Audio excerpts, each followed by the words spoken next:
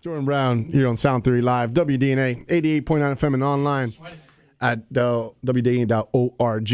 I guess, Jordan, we'll do now, we'll spend a few minutes chatting if you don't mind. Sweet. Come on over. Can these guys come too? Yeah, absolutely. Good girl, my God. The word good and girl with you does not ever happen. What does this do? Don't press it, it blows up. Cough button, that's awesome. Yeah, Because I actually have a cough right now, so. Yeah, you press it so you don't have. There you go. Yeah, so you should have pressed it. You should have pressed it.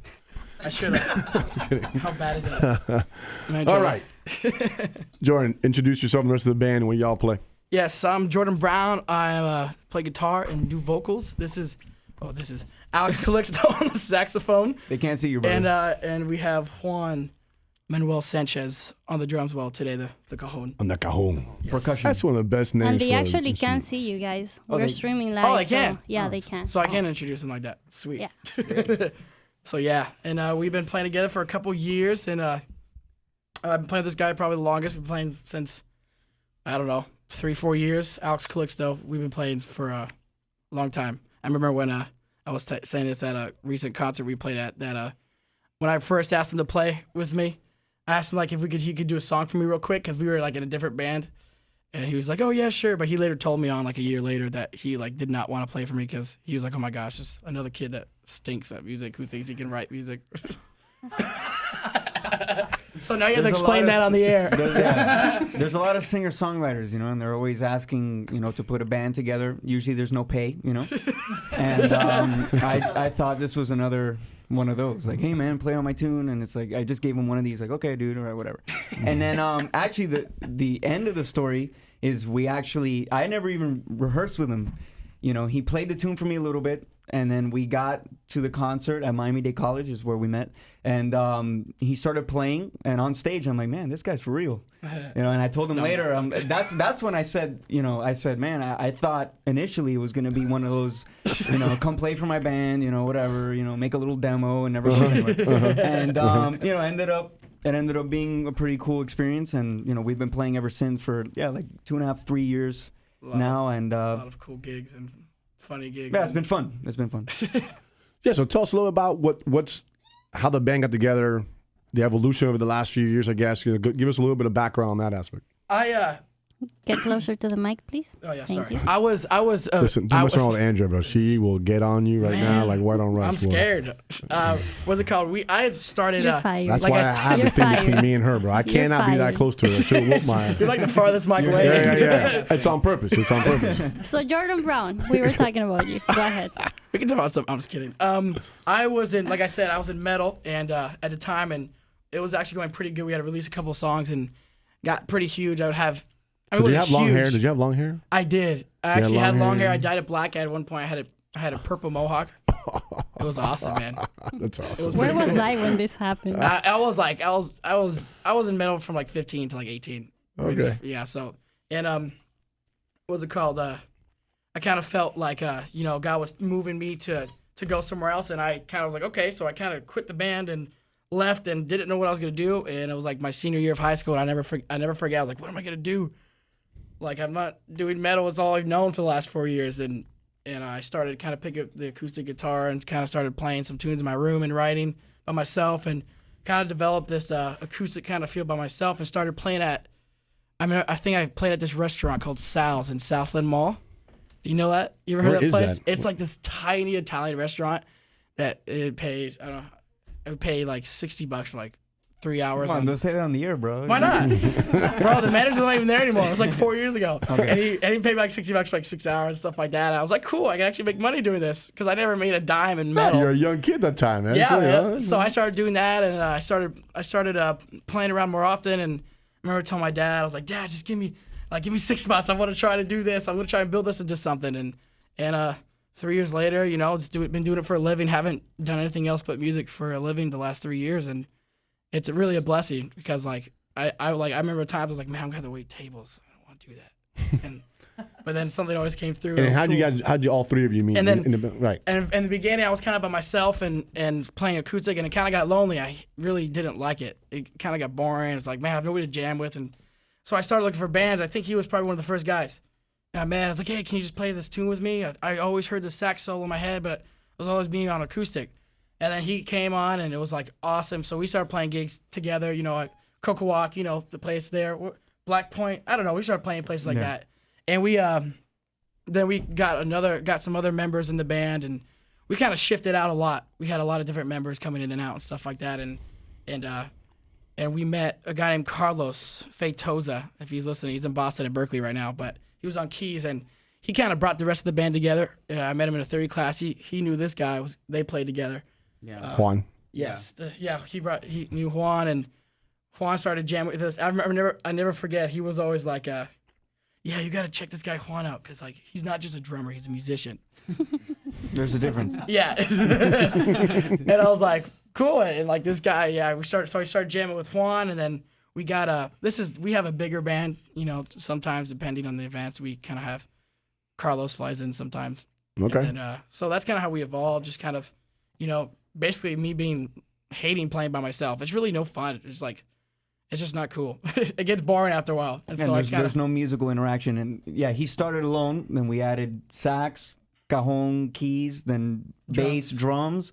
Then actually we did like a few months ago at Miami-Dade College a concert where we had 2 horn players, like two background singers, a full rhythm section, lead guitar. We had like It's a big band. 9-piece group. Yeah, I was about so to say. it's definitely it's been filled up. That gets a lot more complex when you get that big. Yeah, and I actually learned something at that concert. It was our first time. Use the cough button. Sorry. Listen, we're always looking no. for first on Sound Theory. Hold on a second. That's the first time the cough button's been used on Sound Theory Live. That's awesome. Yeah, Let me tell I'll be you, the one I to know do how so. many people from Dade are listening, so they know Jordan, and he's Yeah. just pressing on the bottom. I'm not a very. I have like no restraint when it comes with buttons. Yeah, but the cough button is while you're coughing, not after. Oh, okay. And you have to hold it down. It's And not also, like I also have like ADD, so I have no idea what we were talking about. So you guys can literally tell me. You're talking about a 9-10-piece band. I was a little bit yes. complex. And you're saying, And I learned that it's a lot harder to orchestrate that together. Like you have to like really be like, because when it's like a 4-piece band, it would be like most of the time it was me and guitar and singing, drums, bass, and sax, and then it's, we could just jam, and it wasn't as easy to step on each other's toes. But then when we got like a 10-piece band, I kind of realized during the concert, I was like, man, it's hard not to step on people's toes. Like, and it came out great. It was like probably one of the most memorable concerts of my life. It will be forever. And but it was definitely a cool lesson learned at the same time. And it was cool. But it's just awesome to see how things grow when you're persistent. how does the bigger band, how do you think it's obviously we know it's different, but how's it different than what we're hearing tonight in this 3-piece set? How do you change it? Is it just a fuller sound? Is it a bigger sound? Is it do you do different things when you have a bigger band versus a... What do you say, bro? I don't know. I think when we play in a small format, it's kind of like we have a different interaction with the song. We feel a little bit more free to like express ourselves through our instruments. When we play with a 10-piece band, we're pretty much just like keeping our place following for your- the music exactly. Yeah, and just playing a click and stuff. yeah, it's different. I enjoy every single. What do you one. like? Which one you like the most, Juan? That's a difficult question. I like the big piece. You do? You think the sound comes out better than a big Yeah. I band? think so too. It's a lot more exciting. There's a lot more on the line because it's like if you don't go to what's planned, like with a bigger band, things can go wrong because you have like if I'm playing, say if I decide to go to a chorus again with a 3-piece band like this, it's easy. You only have 2 people to catch on. When you have 10 people, and you decide to go a different direction, We can't go on the fly. yeah, exactly. It's not really it's a lot harder. It's not like but a the train beautiful wreck. thing is that we play. We're able to do both. We're able to play with a big group, and then we're able to play the small group, and we kind of get a good mix. Yeah, I could never leave this kind of stuff. Like, if I ever, Lord willing, if I ever was playing concerts where there's people more than 500 people that wanted to see me, and it was like a big arena or something like that, I would still do concerts. I would still have parts like this in it because like I still think it's so important, and it adds such a cool Personal feel thing. to it. Yeah, and it's with the crowd too. It's very personal. I think it's just special. But at the same time, the bands like the fully arranged stuff, the pop stuff, it's just that's like the attitude stuff, which I think is cool. All right. So Have you guys got a chance to record anything yet? we do. We have we actually recorded that concert live, and it's kind of in the process of mixing and editing and stuff like that.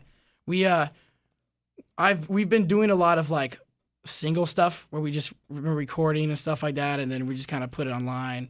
We haven't done like an album, a legit album yet. I think we've tried to a couple times, and things just kind of didn't work out either because of just other things. And I believe it's for better reason. I think that like there's gonna be that one time when everything just kind of falls in together, and it's gonna be amazing. And I think it's gonna be awesome as far as an album. But I've been talking with this guy the last couple weeks, and Larry Diaco, and he's a guy from my church that I work at, and he's a really good producer. And we've been just kind of just dreaming a little bit about ideas and stuff like that about an album, and because he's really interested in the music stuff, and so there might be something there. So we'll have to see about that. Yeah, so. man, get something going. That'd be great.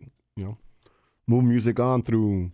Now with all the mediums out there, you can push the music through. I mean, Exactly. It's just Yeah, amazing. and we have stuff like you can check it. You can hear it online if you Google Jordan Brown music. There's like probably about 10 songs out, but there's not like a CD. Yeah, you can right. Yeah, but there'll be a live CD out probably in a couple months. Okay. Of that It'll concert. be a DVD. DVD too? Oh yeah, I forgot. Yeah, we did video recording too. And you guys got a recording tonight, so. Oh, that's right.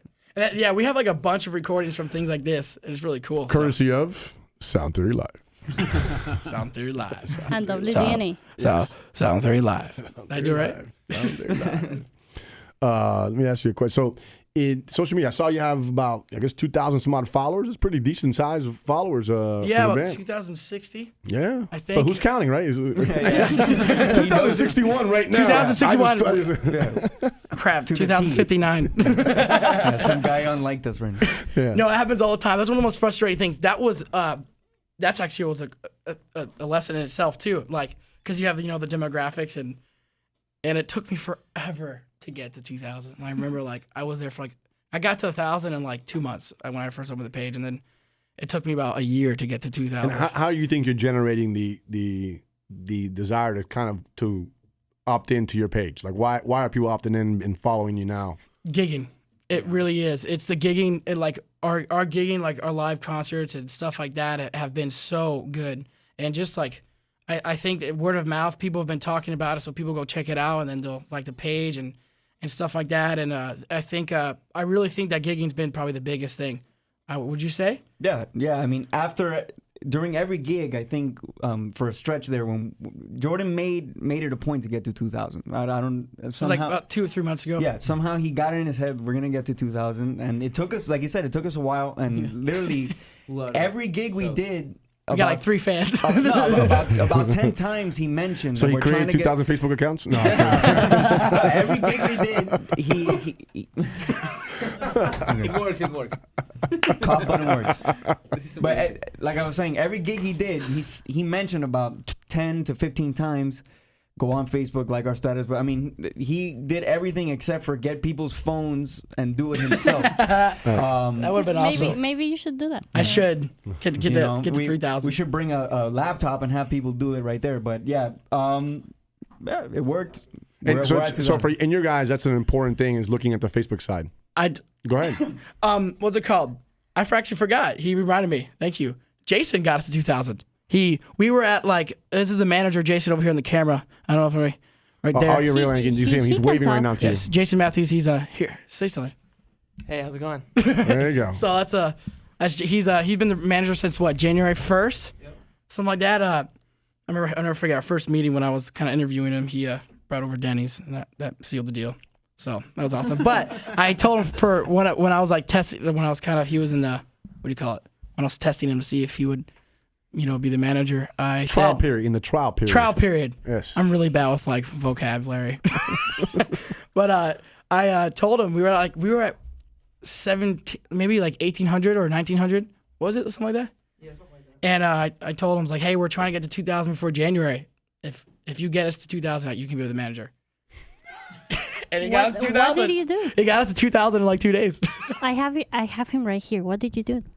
I just told my friends about it. I shared it on a bunch of pages that he didn't know about, the Miami-Dade page, and there's also a group down there called Miami Underground Music. It's a lot of it's kind of everybody, jazz and rock and everything. I put it on there and asked some people that I knew to like it and brought it up. I Very made good. 10 fake Facebook accounts and That's whatever He it made took, like- dude. he made like it 30. Took, dude. Whatever it took. All right, 2 quick questions because we got to go to a break and we want to listen to more music, obviously. So one is, if you had to describe your music, how would you describe it? 'Cause I think it's very cool, but it's obviously different. It's got a different feel to it. It's got a mix of different things going through it. So how do you describe it? As in purpose, or I'm sorry, as in I think as far as the actual sound, I grew up listening to Marvin Gaye, Sade, Chicago from my dad. I didn't even know what the Beatles was until I was in high school and got made fun of for it. Like literally, I didn't like know who they were. And That's unbelievable. I kind of I like Hey, I mean, that's not you're the only one. I guarantee you're not the only one. yeah, I mean, but like, that's what the I grew up unbelievable like thing I is. grew up listening to a lot of that, that blues stuff, and I love that sound, and it just like it always had so much feeling to it, and like the R&B and the smooth stuff. So when I had left metal and stuff like that, I started kind of it kind of that subconscious listening my dad always did. I always listened to growing up kind of started coming out in my acoustic stuff. And I would always tell these guys, like, man, I really want to get that feel. I started listening to John Mayer. He's a huge influence. And Yeah, his, he his, hates Jason and Russ. yeah, everyone says I sound like him, but I really don't know more than like a song from him, which is I'm Yours, which I had to learn for a wedding. But what's it called? So I think we kind of go for like that R&B kind of funk feel. Okay. And then, but my purpose as far as like, when I write, it's usually for me, a lot of times it's either, I'm kind of deciphering my feelings out a lot of the times, and a lot of times some of those songs like Generational Love and a song you'll probably hear later is called Let Me Fall. They're kind of like conversations for me with God. God's a huge part of my life, and they're kind of a lot of that's like conversations for me, and like kind of sifting out my problems, and it's kind of like talking with Him, and like it's just being really honest, because like I feel like sometimes like in life a lot of people have like this thing where they can't be honest with God because they're afraid God will be mad. And I'm like, no, like you can be honest. So like I'm like very just blunt in my songs with God, like talk, as far as doubting His existence and everything like that. I think as a Christian, that's kind of like the hush hush stuff. A lot of people don't want to talk about. I actually doubt the thing I believe in, and so like I really struggle with that a lot. So a lot of my stuff kind of is like struggles like that with solutions. And so it's I kind of present a problem I went through, and then kind of present a solution at the end, which is stuff like that, and hope people can kind of grasp that through my problems, because I believe that like if someone's going through something in life, it'd be so cruel if you're the only person going through that on the entire earth, and I highly doubt that like if I'm going through something, there's no way I'm the only one going through it. So that's why I kind of speak out about that stuff. I like it. I like it. That's what I write for. All right, man. Here's what we're going to do. I don't think that's the last question I wanted to ask, but we're going to take a break. Go ahead, ask it. I'm going to be a little lenient. No reason whatsoever, right? But go ahead. Hey, lucky you, brother. Lady here, she's not very lenient usually. All right, the last question is, give me the most memorable, funniest, craziest thing that's happened to you Oh my God. on stage, don't- around stage, at one of your things. Be careful, man. And let's keep And it no, PG-13. keep it- Thank you. go Be R. careful. Just R with no bad words. Just go R with no bad words. I don't care. Guys, have a filter. No. No. But you gotta hustle up though. You gotta give me the answer. Come on, let's go. All right. What'd you think of? What'd you come up with? Go ahead, Jordan, man. That's Give me something. There's so man, many. I don't even. I do. It's gotta be a good story, man. You guys are too young to not give me a good story, so hurry up. I know there's a good one. There has to be a good one. There's so All right, here's what many. we're gonna do. We're gonna take a break. About it, yeah. And And you're then gonna when we figure it come out. back- Yeah, When we'll we come think back, about you're it. gonna Yeah, be let's back up do there that. on it. All right, we'll take a right break. This is Cliffhanger. Sound 30 Live. We'll be right back.